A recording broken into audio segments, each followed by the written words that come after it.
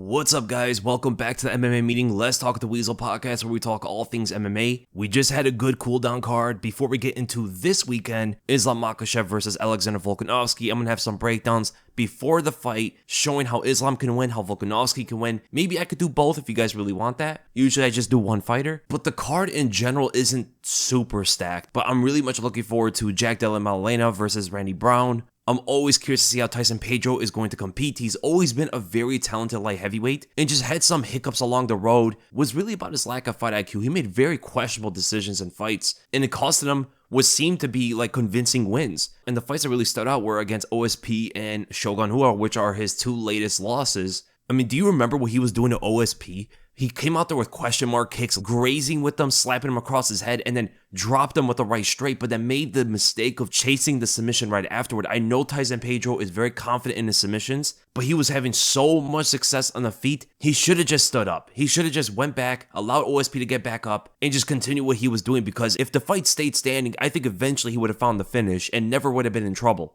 OSP is one of the most unpredictable submission artists we've ever seen before, right? You don't really want to go to the ground with the guy if you don't have to. And Pedro had multiple chances to get out of there, but just continued to want to get the fight to the ground. Remember, he was trying to get that trip and then fell backwards? Failed takedown attempt, costing him to get on his back, and OSP got him in that straight armbar. Like, it's very unfortunate, and a similar kind of thing happened with Shogun, you know? He made big mistakes in fights that he was doing very well in. And I think with that time off that he probably had a lot of time to actually figure some things out and understand what he has to do out there, because right now he's looking amazing again. So I'm curious to see how he performs as well. Joshua Colby is someone that surprised me when he came into the UFC. I want to see more of what he can do too. But overall, the card isn't that great. But who knows, maybe it's going to surprise us like they usually do. The cards that don't look good on paper usually perform the best. But that main event is a special one, right? Islam versus Volkanovski. I've been saying it for a while. I think Islam is going to bully him, or he's just going to be too big and Volkanovski's going to have a hard time of getting him off. But as long as it stays on the feet, Volk should be winning the fight, and he should be able to land some of those crisp 1-2 combos, maybe some overhands to get in on the much taller opponent. Because here's the thing, a lot of people look at his fight with Max Holloway and say there's the formula he has to go by. But that's not the case, because Max is a kickboxer, doesn't attempt takedowns, doesn't throw strikes the way Islam does either, which really sets up his own takedowns, right? The way that Max strikes with you, it's very focused on just standing up. With Islam, it's a whole different thing. Every single strike he throws has an opening for a takedown right after. Also remember that Volk threw a ton of inside leg kicks in order to find his range,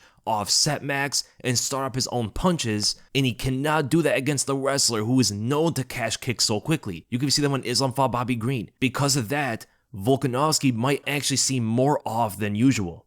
It's a bit of a different kind of thing for Volkanovski to attack, because Volkanovski doesn't fight many wrestlers. Who's the last wrestler he fought? Chad Mendes. And Chad Mendes took him down multiple times in their fight. And this was back in 2018, and I believe Mendes' last fight in his MMA career. Before that, he fought Darren Elkins, and he's not a great wrestler. So Volkanovski honestly doesn't have much experience against good wrestlers, especially an amazing wrestler at a weight class above. The best wrestler that Volk fought, he was taken down multiple times in their fight. And when it gets to the ground, Chad is nowhere near the grappler that Islam is, to be able to keep you on the ground and threaten you with submissions and pretty much just suffocate you. It's a whole different thing, man, for Volk to attack here. I can honestly see where Volkanovski's trying some things out there, and he may be sure of himself up until his strikes aren't landing the way he thinks they were going to, where he's going to throw some combos, and Islam's defense is probably going to surprise him a little bit, and the threat of the takedown is always going to be there, and it's going to really offset Volkanovski and make him very uncomfortable in the fight, up until he gets taken to the ground, and then things get really nasty for him. I think if Volkanovski was up to size, let's say if he was like a 5'8", 5'9" fighter, and was like 10 or 15 pounds heavier, my opinion of the fight would probably be a bit different. But the fact that he weighs about,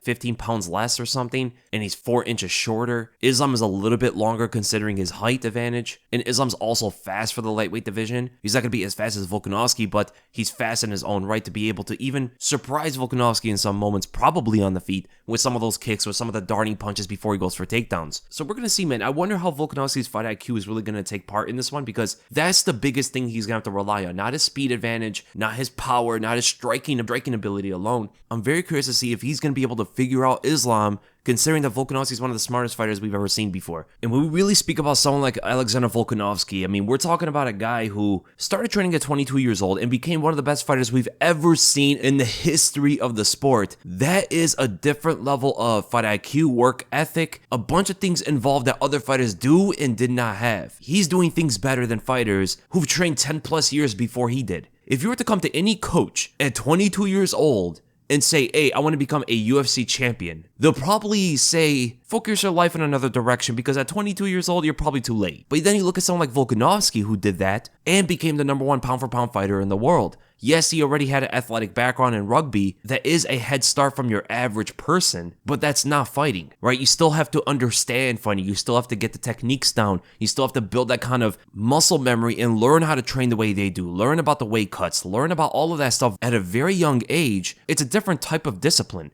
And he was able to grasp it so fast. I mean, the guy started off fighting like welterweights as a 5'6" guy, clearly undersized, beating welterweights, beating lightweights, went down to featherweight, became the champion, undefeated in the UFC, the number one pound for pound fighter in the world, and he's trying to get a second belt. Whether he wins that belt or not, what Volkanovski has been able to do in his professional career is absolutely extraordinary. Like, you don't see this sort of thing. You definitely do not see this in MMA, especially other combat sports as well, where boxers are starting to fight at like 12 years old as an amateur. In MMA, these guys are coming from other martial arts, especially the newer fighters are getting to multiple different martial arts, like Aaron Pico is a good example, boxing and wrestling, transition into MMA. Volkanovski had none of that. He came in at 22 years old, started to learn, and then in less than 10 years of when he started, he became a world champion, defeating Max Holloway. He beat Chad Mendes, Jose Aldo, and Max Holloway before it became 10 years since he started training. And we can point to Francis Ngannou, who did a very similar thing, but it's different at heavyweight. At heavyweight, as long as you have power, you could pretty much beat a lot of guys, and Derek Lewis was a clear example of that. At the lighter divisions, especially featherweight, that's not really a thing. You have to be technical. You can't go through the featherweight division just relying on your power and attributes. You need technique, you need skill. And you're going to be fighting other guys who are also highly skilled. Jose Aldo and Max Holloway, people still today deem some of the most technical fighters we've ever seen in the sport. And this guy who trained for 8 to 9 years beat both of them. Volkanovski definitely has a great mind for the game that's different than a lot of people. And that is why I do point to the fight IQ aspect of his fight with Islam as the most important thing for Volkanovski, because he's able to figure these guys out. Nobody expected him to perform the way he did against Holloway the third time. Everybody expected a close fight. Holloway is so good. It is hard to fathom that he could lose that badly to someone at featherweight without having like a size advantage over him. So even though I do think that Islam should be able to win this fight, and I do think it would be somewhat in a dominant fashion because Islam is another special talent. A lot of guys, even at lightweight, are not going to beat Volkanovski that way. I do leave a lot of room for Volkanovski to intelligently figure things out that I don't think other fighters will be able to do. But it's a bit of a shame because the fight isn't really getting that much promotion. There are times I even forget the fight's happening because of all the other stuff that's getting promoted. Right now, all over my feed is the slap fighting stuff. That's getting more promotion than the two best pound for pound fighters in the world going up against each other. We already know that Islam's a big name in his region of the world, so no matter what, the guy's going to be famous globally, but Volkanovski's not that big of a name yet. He's getting there, but if there is a time to promote Alexander Volkanovski, it would be right now. This is the fight to promote him. Can you imagine him pulling this off without that kind of promotion to set him over the next level? But it is a shame that we're not seeing it. Damir Ismagulov is coming out of retirement, one of the shortest retirements ever. He's only coming back because he wants to fight his final fight. He has one more fight in his contract. He wants to get that done with, and he wants it to be against Arman Tsarukyan, which of course he's not getting. Arman's looking up. Arman wants to fight Michael Chandler. Damir is probably going to get thrown some random guy because, the UFC doesn't want to sacrifice one of their prospects or good talents for a guy that's going to leave the UFC, Damir is not old or declined enough to throw at him a rising prospect. They're just going to probably give him some random fighter. And it does seem like Damir just wants to do other things outside the UFC. Anthony Smith is back in the news after missing weight as being a replacement for that Jamahal Hill and Glover Teixeira fight. And he says that he thinks he's going to be the first guy that Jamahal Hill fights as his first title defense. And he says it's because everybody else is not in the running. Glover is retired.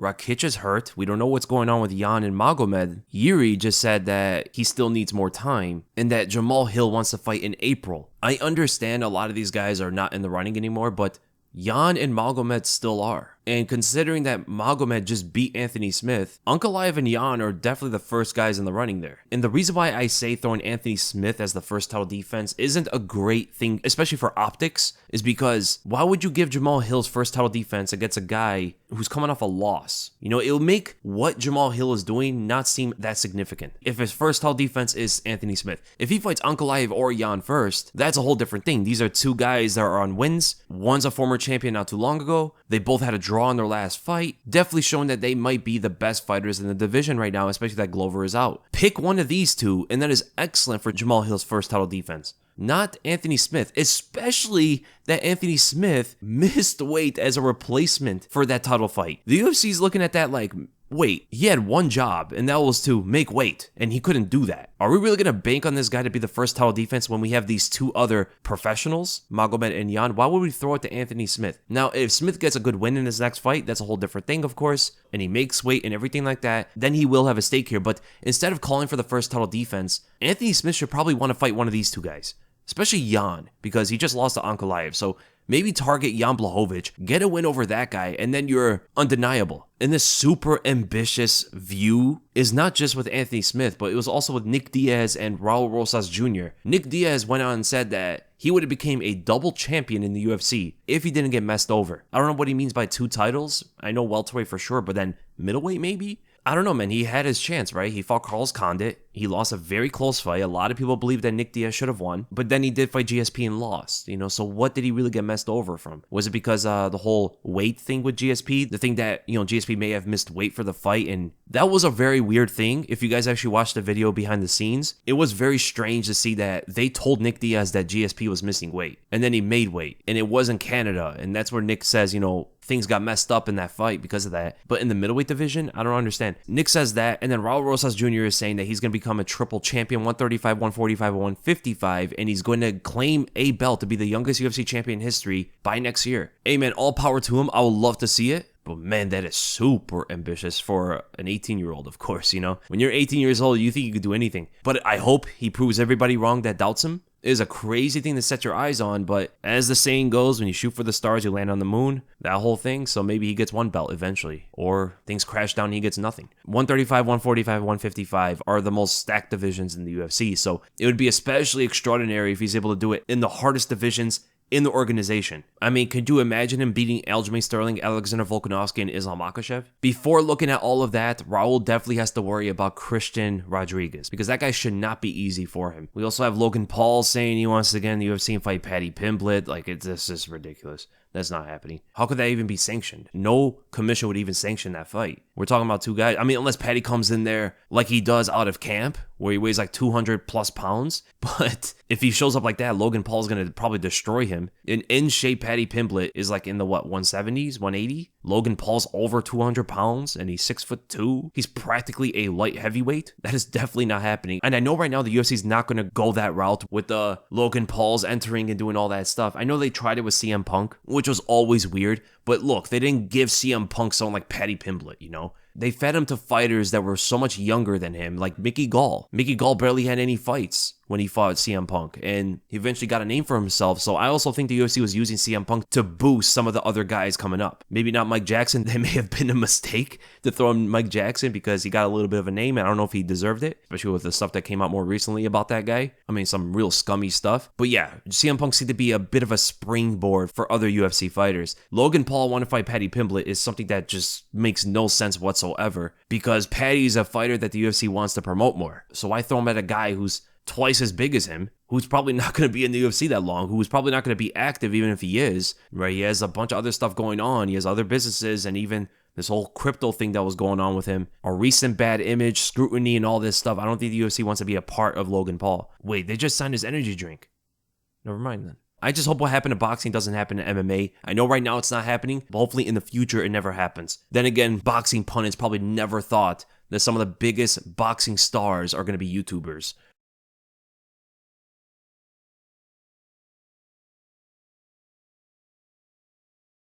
But about the welterweight, so we do know that Gilbert Burns is fighting Jorge. And what that should mean is Colby should be free now, right? If Jorge's able to fight, then Colby should also be able to fight. Unless he's still injured from the sucker punch. But it happened a minute ago. Like, I think he should be okay now, right? Unless he really suffered a bad concussion. Because we know concussions can even end careers, like it did to TJ Grant, Chris Hemsworth, etc. I mean, still to this day, Chris Hemsworth's concussion was such a sad story, and it really makes people hate TJ Dillashaw. But yeah, so unless it's like some bad concussion that has a potential to end Colby's career, I think he should be okay to come back, huh? And he should be coming back against Khamzat or even Belal Muhammad. There's really no other fighter I think that should fight Colby Covington besides one of those two guys. And I think it would be Khamzat. Consider that Colby and Khamzat both have a name. They are both the top of the division. Winner of that fight gets a title shot. I think it's a clear-cut #1 contender fight that needs to happen. Unless Khamzat goes up to 185 and just can't make 170. And it's funny because I do see a lot of people trying to discredit Colby Covington. The only thing you can discredit Colby Covington on is the fact that he's so inactive and the division is kind of moving past him in terms of their resumes, you know? It's crazy because Colby Covington has one win against a current ranked fighter, and that's Jorge.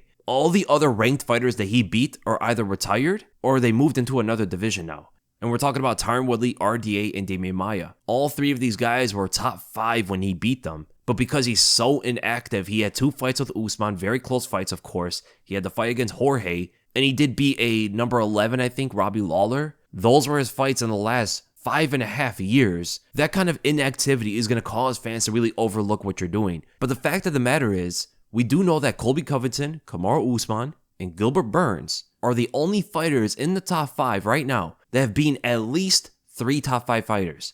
And that is the big reason as to why those 3 guys are looked at as some of the best fighters in the welterweight division. But with the fact that Colby's just like sitting out, he's fighting pretty much once a year since 2018. He fought once in 2018, once in 2020, once in 2021, and once in 2022. He fought twice in 2019. He's a very inactive welterweight. And could you imagine if he was champion? But you cannot discredit how good the fighter is. I cannot disagree with anybody that says Colby is the second best welterweight on the planet. He had almost even fights with Usman twice. The majority of his Jorge fight was domination. He dominated Tyron Woodley, dominated Robbie Lawler, beat RDA pretty good, beat Damian Maia, beat Dong Hyun Kim. He has some of the best wrestling in the whole division. He has probably the best cardio in the whole division. He's extremely tough, very good chin. His striking is so awkward, it even gives better strikers a tough time with him because not only is the wrestling threat always there to offset the striking, but just his technique alone, I mean, even able to go back and forth with Usman on the feet is something a lot of fighters can't do as well. And Usman's a good striker. He's not excellent, he's not the best striker, but he's a decent striker. Colby gives a lot of guys at welterweight a very hard time, even right now. I would say like Gilbert Burns is his kryptonite, that's his nightmare matchup. There's not really much Colby has going for him against Gilbert. Does he really want to take him to the ground? The wrestling threat's not really going to be a thing. Can he really strike with Burns?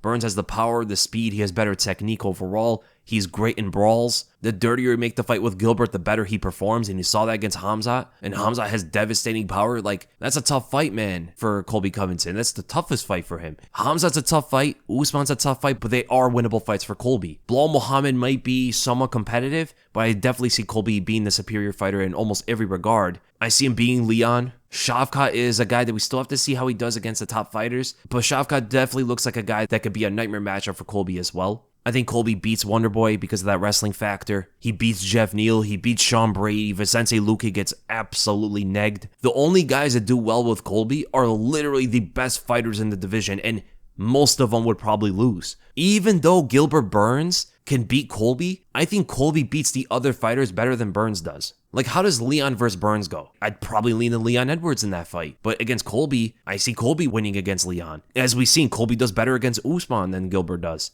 I think Colby does better against Khamzat than Gilbert does. Even against Belal Muhammad. Even against Wonderboy. I think Colby dominates that fight better than Gilbert does. Even against Jeff Neal. Because Gilbert doesn't have the same kind of wrestling that Colby has. So even though Gilbert Burns has a good style up against Colby Covington, he doesn't beat the other fighters the same way Colby will. That is why you could definitely argue that Colby Covington is the second best fighter in the division. The only two guys that could put an argument to that are Khamzat Chimaev and Leon Edwards. I don't think anybody else can claim that status. And I'm talking here like Usman's the best and he's not even the champion. I do still think Usman is the best fighter at welterweight, and I can see Leon being like 3rd or 4th, if I'm going to be honest here. Which is a very interesting thing when the champion is someone I believe is the third or fourth best fighter, it's because I don't think he beats Colby or Khamzat. And I do pick Usman in the rematch if he's not compromised by that head kick, and that is the main reason why I have Leon like third or fourth. It's pretty funny because there aren't too many times where so many champions could be argued not to be the best fighters in their weight classes. You can argue, I'm not going to say this is definitive or my opinion,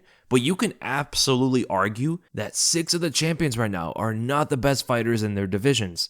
You can argue Jamahal Hill is not, having Jiri Prochazka over him, Magomed Ankalaev over him, or even Jan Blachowicz over him. You can argue Alex Pereira is not, with Robert Whittaker there. Marvin Vettori can get that belt from him, and Adesanya could beat all these other guys besides Pereira, and always going to have a pretty close one with Robert Whittaker. So you can definitely argue there that Pereira is not the best fighter in that division. Leon Edwards. You could argue Usman is still the best fighter. You can argue Khamzat Chimaev is. These guys could all pretty much beat Leon Edwards. This is the hardest one to argue against, but I do think you can argue Aljamain Sterling still isn't the best fighter. You could say it's Henry Cejudo or Peter Yan or maybe Chito or O'Malley. I personally think it's Cejudo and then Sterling, and we're going to find out in their fight who actually is the best. And Brandon Moreno may not be the best flyweight as Pantoja already beat him twice. And Pantoja is probably the guy next in line for the title shot, so he's beating a lot of other guys as well as holding those 2 wins over Moreno. And then the last champion is Zhang Weili. And the only other fighter you could put above her is Rose Namajunas for the fact that she already beat Weili twice,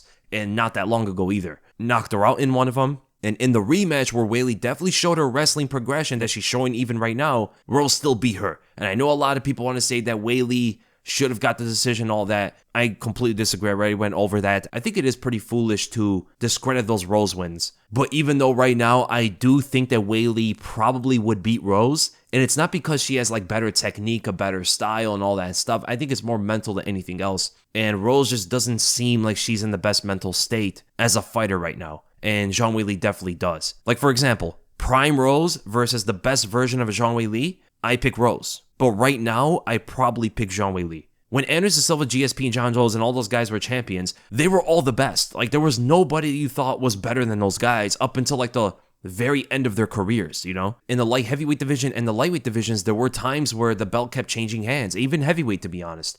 There were times where the belt kept changing hands, but there wasn't a lot of divisions that was happening in, because during those times, Jose Aldo was a champion at featherweight. He was the best fighter up until Conor beat him. And then people thought Conor may have been the best fighter in the division. Then Max Holloway became the best fighter when Conor went up. And then Volkanovski became, like, featherweight had the most, for sure, best fighters for such a long time. Except for Conor, because he didn't fight that much at featherweight in the UFC. And you had bantamweight, right? Dominick Cruz forever was seen to be the best fighter in the division. And only until he got injured and was out for such a long time, then it was Renan Barão and TJ Dillashaw. At one point, people thought Cody Garbrandt with his performance against Dominick Cruz, but that quickly got shut down because of TJ. Demetrius Johnson was forever known to be the best flyweight in the world. So it's a very interesting time right now where so many of the champions, nearly half of them, you can claim are not the best fighters in their weight classes. Very interesting, and it really shows you like a perfect timing and perfect path to get that belt over actually beating everybody. And with that, let's go right to the questions. And we're going to start with Cool Cat. Hey Wizzy, one question only. From a perspective of time, which of these two families, in your opinion, will be seen as the ones who had the biggest influence on the sport in terms of MMA? Presence, success, and also setting up new standards for the rest of the competitors.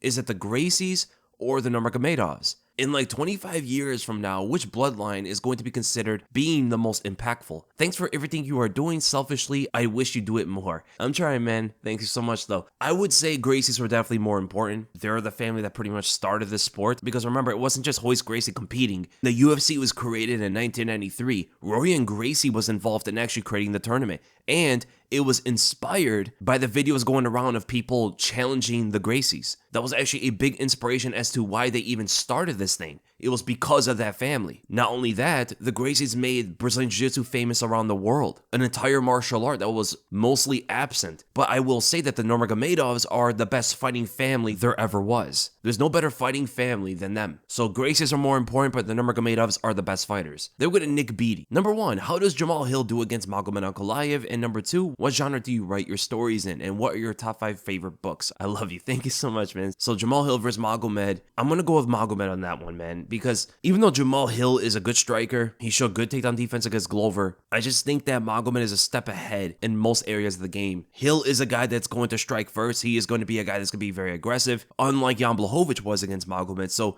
there are going to be countering opportunities for Magomed to land, which is something he does way better than actually being aggressive with the striking, and I just don't see Jamahal Hill defending all the takedowns. Magomed is a way better wrestler than Glover Teixeira, and he has great control while on top, and I just think it would be hard for Jamahal Hill to really get by all of that. Magomed's a hard guy to hit clean too, man. He has solid defense, excellent counter striking, a good wrestling game, and good top pressure. It just seems like a style that's difficult for Hill to beat. And then what kind of genre? Everything's kind of fictional. I don't like doing the nonfiction stuff. There isn't just like one type of genre that I specifically write. I take advice from some of the best writers, and they say the best time to write is when you're inspired. So whenever ideas just pop up in my head, I write it down and I create a story out of it. I don't really have any favorite books, to be honest.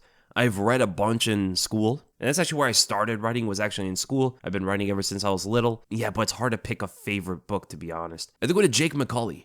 Hey Weasel, what do you think about the corner of Brandon Moreno telling him not to use the left hook and stick to the 1-2s and keep range? I must have missed that. Sometimes I do miss the cornering because people were talking in my house and stuff like that, but that is strange. Why would they tell him to stick with the 1-2s and keep range instead of the left hook when the left hook is obviously the strike that's landing and obviously the strike that was going to land stemming off their other fights? Deiveson has a hard time defending the left hook. The 1-2s are kind of playing his own game. You want to keep range on Figueiredo? You can move back and look for countering opportunities, but keeping long punches on him is not the way to go at all. Because when you're striking on a straight line, that's where Deiveson's biggest punches are coming from. So Deiveson's right straight is his nuclear weapon. You don't want to be on that center line throwing punches when he's coming at you with that bomb. So that is pretty interesting that Brandon Moreno went away from what his corner was telling him and actually won the fight doing what he wanted to do. Now, maybe things would have been different if James Krause was in his corner. Maybe he would have told him to throw the left hook, because that's what he was throwing in the other fights. But it definitely looked like Moreno just knows more than his corner, which is actually pretty rare. Most of the time, corners know more than their fighters. And I do see you have another question about prospects.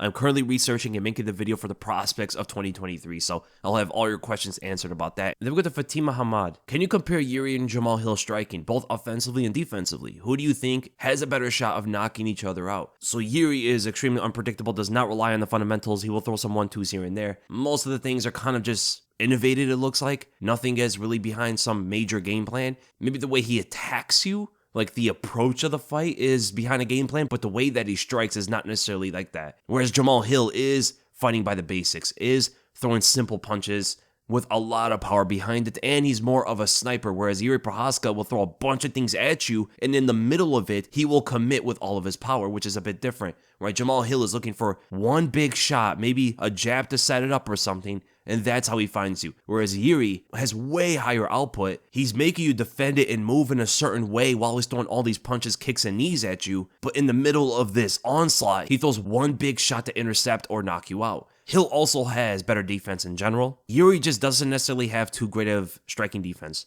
The majority of what he does is move his feet away or move his head side to side and ducks. He barely picks up a guard. He can be fairly easy to hit on the retraction of his own punches, whereas Jamahal Hill just entirely has better striking defense, like in every which way. He moves his feet better, he picks up a guard better, he has better head movement. Just entirely Jamahal Hill's defense is better than Jiri's. Who do I think has a better shot of knocking the other guy out? I think Jamahal Hill has a better shot at knocking Jiri out. Not to say that Jiri can't knock Hill out, but considering the vast difference in striking defense, even with Jiri's crazy output and unpredictability, the fundamentals will shine through in those kind of exchanges. And remember that Jamahal Hill is a sniper, and he's a better sniper than Dominick Reyes is. And Reyes was able to find some good shots on Jiri in those exchanges. And Dominick Reyes' defense is not as good as Jamahal Hill's at all. The thing that Dominick Reyes has that's very noteworthy is his ability to pivot so quickly and intercept you. Other than that, Jamahal Hill is just way better across the board when it comes to his defense. And I think if he is under fire and he's trying to move away from a single punch,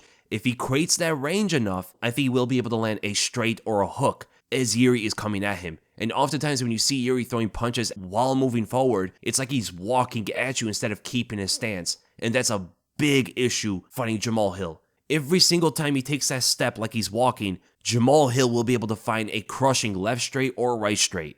And then with a Dorian Gore, who would be the better fighter? Charles Oliveira with incredible striking defense, or Colby Covington with elite Francis Ngannou type power? They keep all the strengths they have, they just get their biggest weaknesses buffed. It's obviously Colby. I mean, if Colby could knock you out like Francis Ngannou while having crazy output like that and not gassing out, he's practically the perfect fighter. Imagine those 50 punches he throws in a minute at you, all have Ngannou type power. you're not surviving any of it. Whereas for Charles Oliveira, if you make his striking defense better, the guy still doesn't have a good chin, and sometimes he can be reckless in his offense, which can create openings for him to get caught. So because of that, I definitely have to go with Colby Covington having the elite Francis Ngannou power. Then with a Clifford Wilson. Sup Weasel, Moreno and the next contenders, especially Pantoja, how do you see it all playing out? It's going to be a tough fight for Moreno, man. Pantoja's grappling is always going to be a big issue for Moreno, and most of his fights do get to the ground eventually. Moreno scrambles well, he's fast on the ground, but I think Pantoja is just a step ahead. Every time Moreno tries to scramble, I can see Pantoja pinning him to the ground and try to get his back. On the feet though, Moreno is definitely the better striker, so it's all going to come down to, can Moreno keep the fight standing? If he can keep the fight standing, I think his body shots are going to be huge, his head kicks are going to be huge, and his jab is not only going to be disruptive on Pantoja's more rudimentary striking in comparison, but it also is going to set up all of those kind of strikes so well for Moreno. Pantoja's going to need to shoot takedowns often. At least get in some kind of scramble, at least create some chaos for Moreno to roll around and get good positions. I ultimately will side with Brandon Moreno because I do believe he has progressed better than Pantoja. Moreno looks like a completely different fighter than the second time they fought each other, whereas you can see a lot of the similarities in Pantoja. And then rapid fire. Figueiredo at 135 thoughts. I think it's an excellent division for him. Trying to make flyweight was just too much for him, man. He should have moved up a long time ago. But looking at the top 15, I think he loses to Jack Shore. I think he loses to Saeed Nurmagomedov. I think he beats Adrian Yanez. He beats Chris Gutierrez. Loses to Umar, beats Ricky Simon, beats Pedro Munoz, loses to Song Yadong, beats Dominick Cruz, beats Rob Font, loses to Corey Sandhagen. I think Chito versus Deiveson Figueiredo was definitely the best fight for him, like the most competitive and the most fun. You know, I'm going to go with Chito, and I think he's going to really establish that left hook on Deiveson, as well as keep jabs on him the entire time, and then try to find some head kick knockout. But I do think that's a close fight. I think he loses to Merab, even though he does have a good chance of winning it. He loses to Peter Yan, beats Sean O'Malley, and loses to Aljamain Sterling. Now, Jose Aldo versus Dominick Cruz on a blue canvas. Thoughts if Jose didn't retire? So you're talking about both in their primes or when they were in WEC? Because those are completely different fighters. Regardless, wherever you go, Jose Aldo would have destroyed Dominick Cruz. It would have been Cruz's nightmare matchup. You're not taking the guy to the ground. You're going to get beat in every single exchange. And you think what Jose Aldo did to Uriah Faber was bad with the leg kicks? Or what Henry Cejudo did to Dominick Cruz with leg kicks was effective? Jose Aldo's leg kicks in that fight would have beaten both of those performances. There's really nothing Dominick Cruz can do to him. What's your personal fight nickname? I don't have one.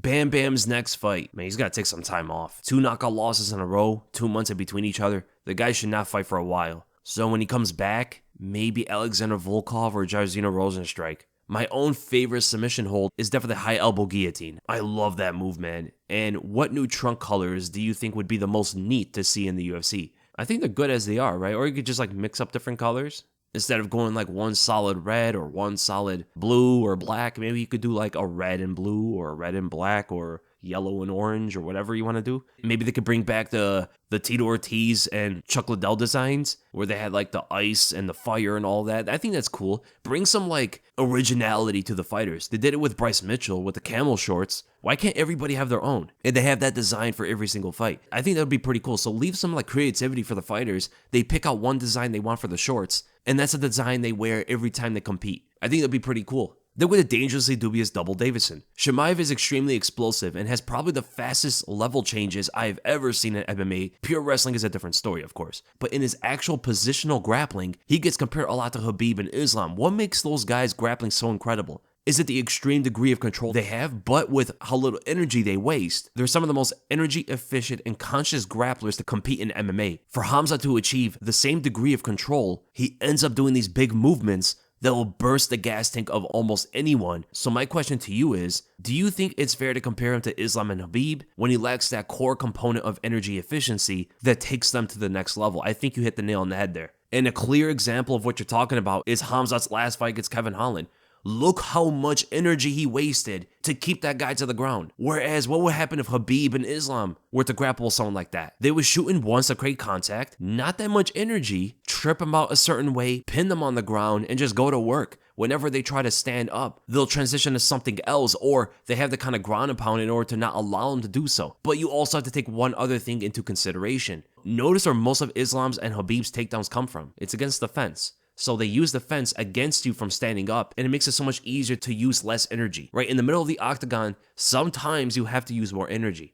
But that is another big difference between the fighters as well. Khamzat's not nearly as good as using the cage against his opponent because if you remember, he did try to get Holland to the ground from the fence as well, but he used so much energy to do it and got him away from the fence when he tried. The positional awareness of where to take the opponent to the ground is also a difference. Khabib knows where he wants to take it to the ground and what position he wants the opponent in when he gets him down there. Whereas Khamzat is kind of just scrambling in the moment, trying to overwhelm you in the moment so much that sometimes he loses the position and he has to improvise while it's happening. Because here's the thing, man, Kevin Holland, yes, he's been getting his wrestling better, but the guy doesn't have that great of takedown defense. So there's that, but then there's also another big difference that a lot of people haven't noticed. Khabib and Islam use their striking to set up their takedowns way better than Khamzat does. A big example of this was when Khabib fought Justin Gaethje. He was striking with him so much, putting the pressure on him so much, that the time that he shot at the end of the first round, Gaethje did not see it coming at all. And we're talking about a guy who has insane takedown defense, right? Gaethje's a very hard guy to take to the ground. And Khabib did it so easily at the end of the round there. And off of the leg kick, catching it and ultimately getting his back. Islam does the same thing like he did against Dan Hooker. They use their striking to set up their takedowns way more seamlessly than Khamzat does. Khamzat gets stuck into kind of doing one thing. He wants to just strike with you or he wants to just wrestle with you. And there'll be an occasion where he mixes it up, but not nearly as good as Khabib and Islam do. So those are the big differences in their ability to get the fighter to the ground and keep him there with the most efficiency.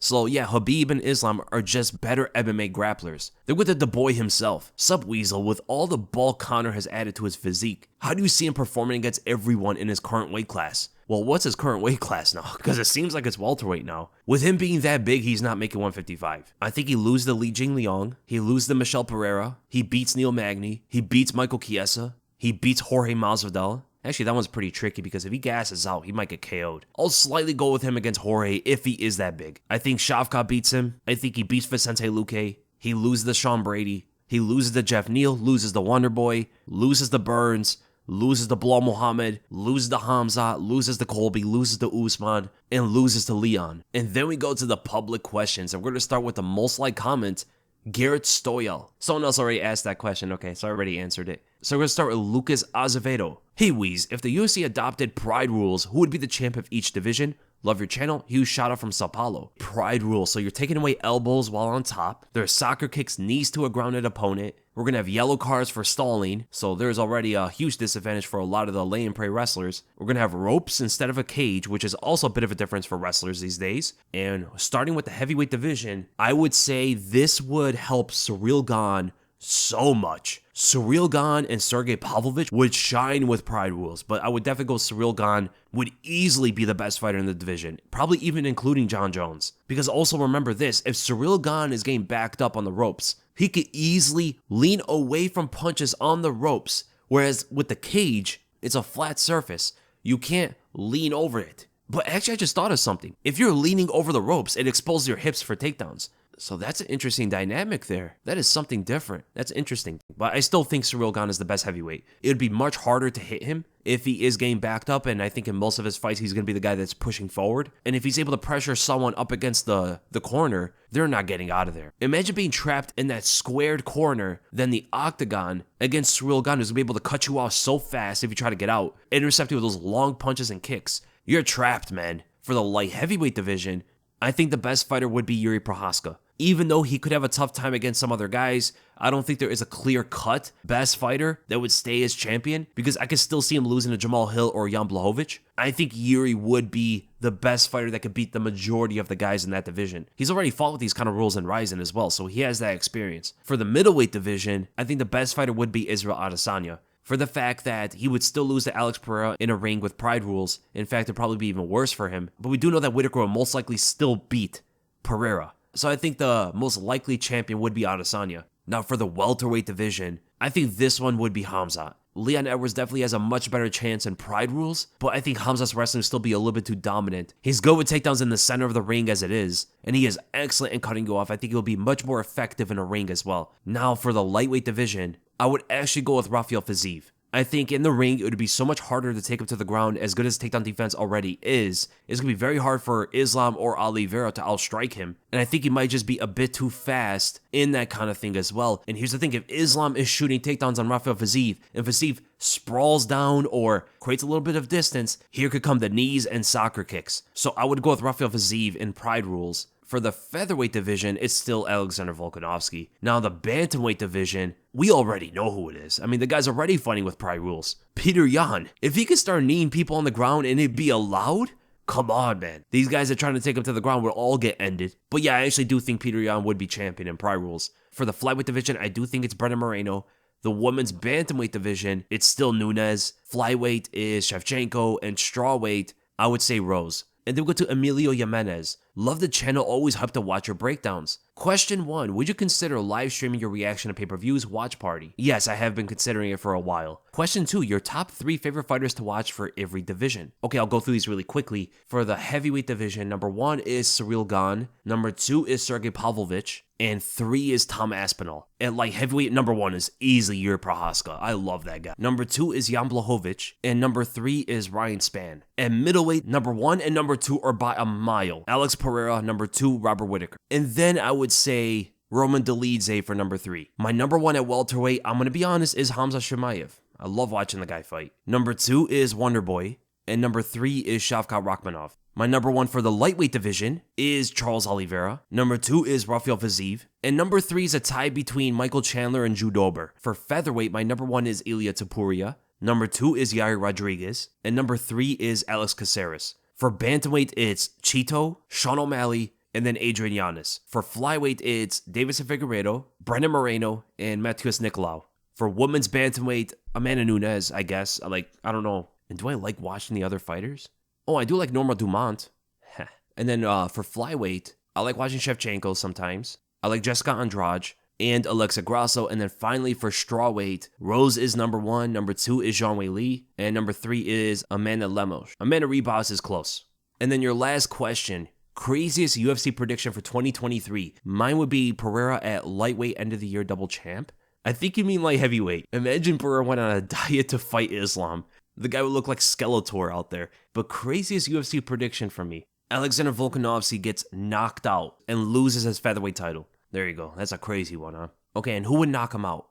Wait, I actually don't believe this. Alright, gut feeling. Volkanovski gets KO'd and loses his featherweight title to Yair Rodriguez. There you go. And then go to Salmon Kid. Hey Weasel, after the Bonfim Brothers' amazing performances, do you think they would be the first ever brother champions in the UFC? I think it's a bit too early to think about that. How would you stack them up against the current top 15 of the respective weight classes? Thanks for everything you do for the sport. Excited for all the content to come. Thank you so much, man. Okay, I'm super excited about the Bonfim Brothers. I think they're great, but we can't get too crazy here.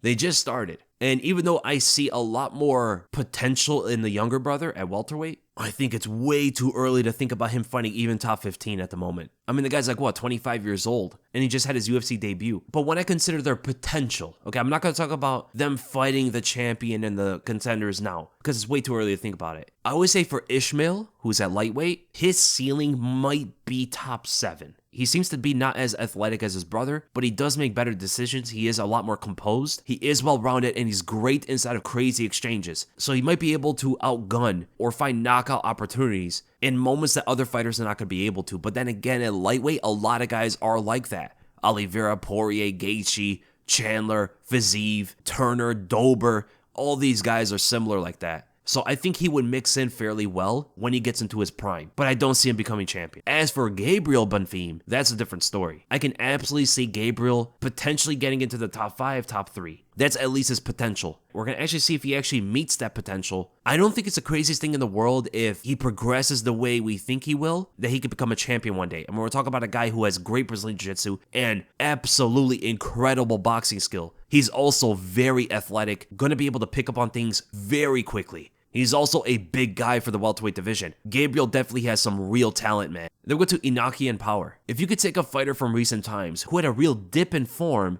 but huge potential, what would you have done to fix them and how far could they have gone? For an example, I just think of someone like Pre-Jones Lost Reyes. He's such a freak athlete, yet his striking defense went out the window and he went on a skid. Love your thoughts and thank you for your work. No, thank you for the question, man. This is an interesting one. It is a hard one to really grasp because we're going to need some more examples, but we're going to take Reyes as the example before he lost to Jones. He was banking a bit too much on his left hand and kind of disregarding a lot of the other things that he does. All of his attacks, ever since the beginning of his MMA career, was off of his left side. Really didn't do much with his right. And I think he developed so much confidence in that single technique that he started to become a lot more reluctant and actually becoming a well-rounded fighter and using all different sorts of things, because a guy as athletic as he is should be able to pick up on things so quickly in different areas. And I think the issue with him became focus. So I would definitely focus on him using a right punch and a right kick to set up things a lot better, going for more takedowns, and focus a lot more on just straight defense rather than looking only for counters, right? Because you notice something from Dominick Reyes, a lot of his defense is just him moving once in order to look for a counter shot. But sometimes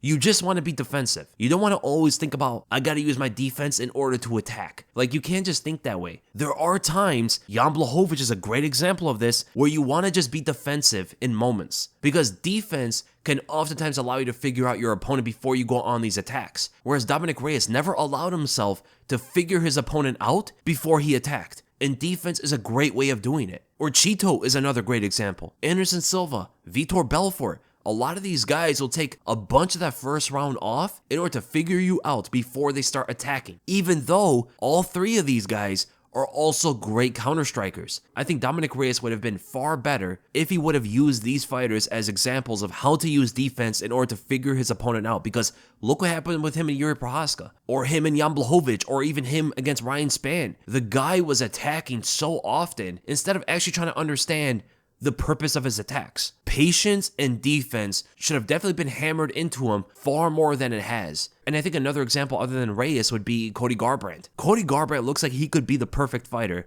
if he had the right kind of coaching behind him, and if a coach could really get into his mind to change the way he thinks about fighting. We all knew his biggest hole. He got too heated in the moment. And especially with those fights with TJ Dillashaw, a big thing he should have thought about was, you don't have to take part of every exchange. You don't have to beat him to the punch every time. Again, sometimes using intelligent defense is going to give you that window to catch the opponent later. But every single time TJ threw a punch, Cody had to punch with him. It's like he had to beat him. His pride was getting in the way of him winning. And that was definitely the case in the rematch. So yeah, those are some examples there. And then with Alonzi, with the Brazilian crowd setting such a high standard for dignity and respect amongst us MMA fans, what are your top 5 MMA crowds, and what are some missed opportunities for the UFC to establish a fan base in a new country? I was bummed out that we never got the African card while we had our African trio as champions. Yeah, man. Could you imagine how massive that card would have been in Africa? In Nigeria or something? If they had Ngannou, Adesanya, and Usman to fight there? There's no way you can have all of those stars on one card. But man, they're all gone now. None of them are champions anymore, so you can't really do it. But now who do you have headline that card? You know, if Adesanya wants to get his belt back, or, Ngannou's return to the sport, or